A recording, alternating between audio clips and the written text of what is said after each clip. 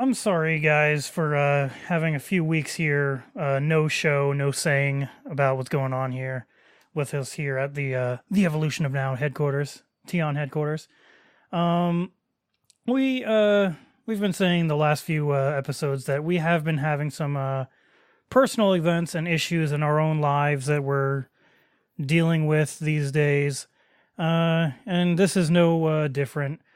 Um, I think what we're going to do right now is take at least a few weeks off from doing the show.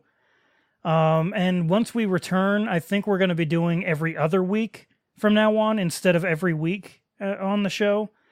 So, a big reason why I want to change and we want to change here to every other week is we haven't felt like we've been doing a good enough job with with our research and all of that. You know, we just don't have enough time on our hands to do very thorough research. And hopefully, going forward here, though, we will be able to do a lot better.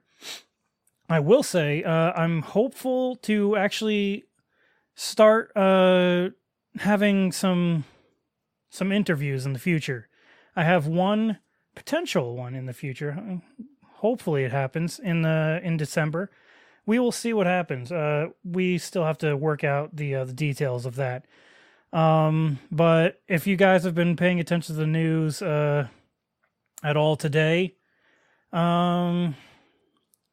Kavanaugh is now confirmed as the next Supreme Court justice.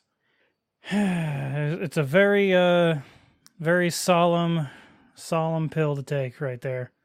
You know, it's horrible. So that happened. He is now on the Supreme Court.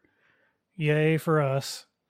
Now the Supreme Court is solidly in the conservatives' hands for quite some time.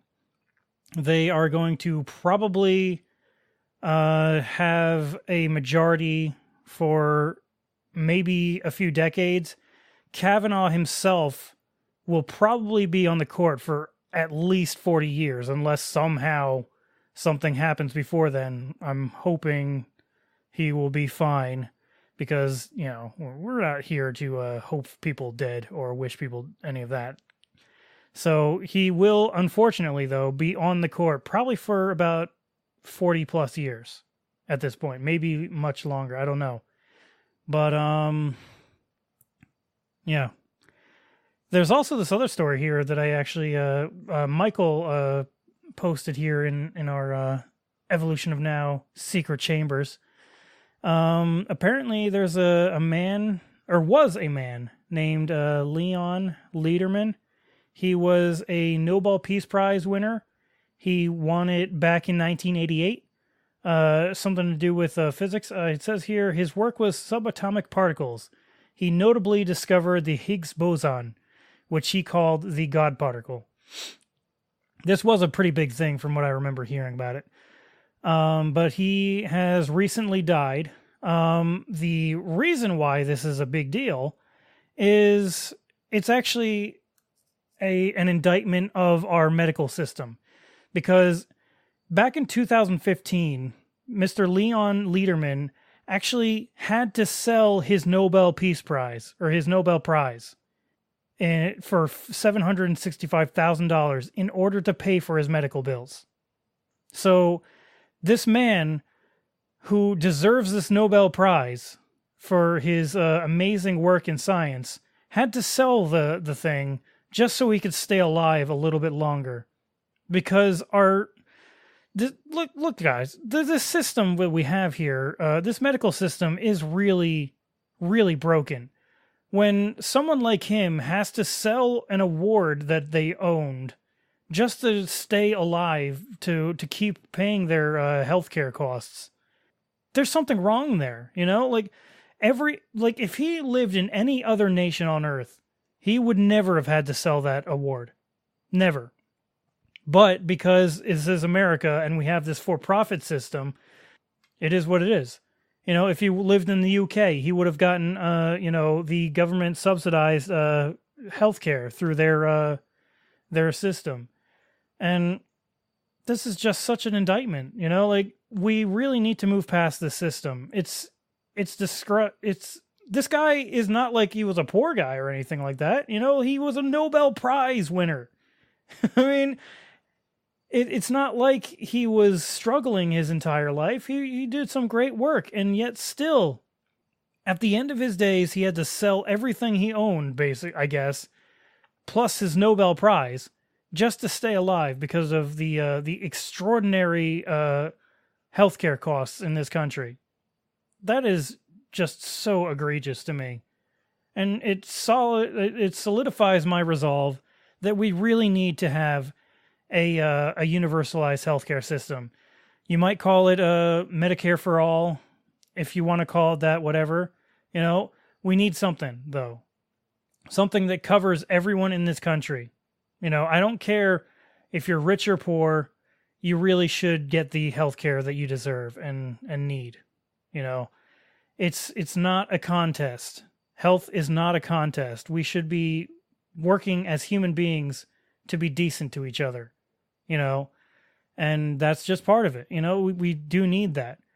But anyway, guys, I don't know if I should go too far with this recording. I just wanted to make a little thing telling you guys that we probably won't be around for a few weeks here, unfortunately. But once we come back, we are going to come back with a vengeance, maybe, you know. Hopefully, I will have found a new job by then, and I won't be worrying on that front. Hopefully, at least. But yeah, thank you guys for all of your support throughout the entire run of this show so far. Great changes are in the future. I'm going to start really trying to get some more interviews lined up for the show, because I think it's fascinating to hear from academics and activists and organizers for different groups and movements. And I really want us to start moving towards that. It was one of our dreams at the beginning, and we kind of never realized it, but we're going to actually start doing it now. So thank you guys again for all your support and your listens and your likes and all that. Definitely leave us a like on any of the discussions that we've had in the past. You know, give us 5 stars if you can. Give us a thumbs up, whatever it is. We are on YouTube. If you guys leave comments, we will read them. And actually, that was another thing. Recently, we had someone message us on one of our YouTube videos. I don't know if I could bring it up real quick here. I did want to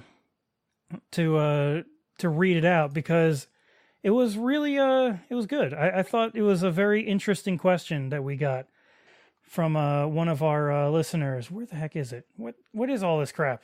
I don't care about. Oh, here it is. Neon. Oh, jeez. Neon Ghoul wrote this question. Off-topic question for y'all. As a person of color, I've always pondered on the future and what ifs, and one thing that I always questioned about is if multiculturalism and globalism is the ultimate end goal of progressivism, and if most races mix to the point of one complexion/race, will all this progression entirely end the mass greed, corruption, wars, death, and suffering that we currently face today worldwide? And I did respond on the video itself about this, and I guess maybe I'll just read out my thing here. It was a little bit long. I did say, though, it's a very deep question. It's an important one. For my part, me being Chris here, Chris Robinson, you know, I don't think I really look at it that long term as to how and if we all meld into one complexion/race. I doubt that would help us be more peaceful as humans. And yeah, I don't think that would change much. You know, you had people that looked relatively similar to each other in Europe, and yet they still warred for hundreds, thousands of years. You know, everyone being the same complexion/race is not going to change all of this. It's not going to end greed. Our progressive values and everything it's never going to end the corruption, the wars, the death, the suffering. that our world sees. I just don't see that. Because humans are still, humans, and we have a very wide spectrum at all times. There's no way that we will ever all just, be able to come together and be like, okay, I'm totally cool with you guys over there. I don't think we would ever really get to the point where we're all one complexion / race, because there's just too many people on the earth either.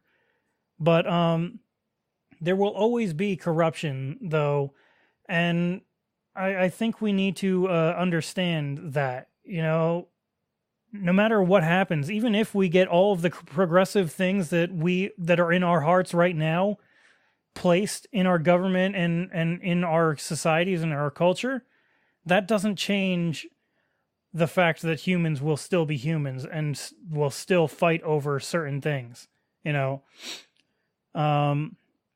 but I don't think that's the progressive end goal, though. I think the progressive end goal is a level of equality. Like whether your complexion or race is different from each other shouldn't matter. We should still be equal. Whether you're a man or a woman or LGBTQ in there in any fashion, you should be an equal to the rest of us. I think that really is the end goal of progressivism, is to try and treat everyone equally as if they are a human being, and I feel like that's important. But I don't think there's some kind of like end goal, like fantasy in most progressives' ideas of like the world just becoming like one complexion or one race, and that all of a sudden everything in the world is going to like be all happy fun times. I think what happens is that there will always be a push-pull between progressivism and conservatism. And I guess really what I would also put in there is regressivism as well. Because my spectrum is a little bit different from other people's. Usually the left and the right is the left is progressivism and the right is conservatism. I think personally that conservatism is the center, and the people on the right are regressive. They want to move backwards in time. Make America great again, that kind of thing. They want to move us backwards in some ways, and maybe not in a good way.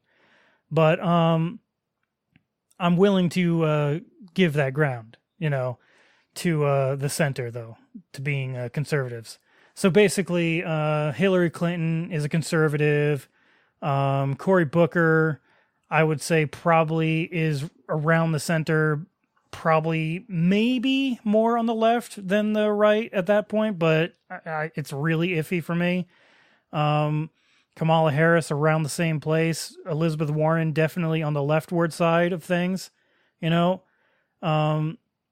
But yeah, I think that distinction matters to me personally.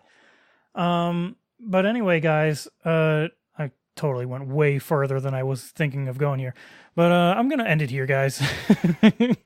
Hopefully that explains, though, that position. And if you, like I said, if you want to read the quote or the whole reply that I put on there, it's actually on our Alex Jones an origin story from our YouTube channel. It's on there. So check us out on YouTube. If you search quotation mark The Evolution of Now and quotation marks, you will find our channel. That's the easiest way that I know to find our channel on YouTube, just because it's so stupid, the search engine in it sometimes.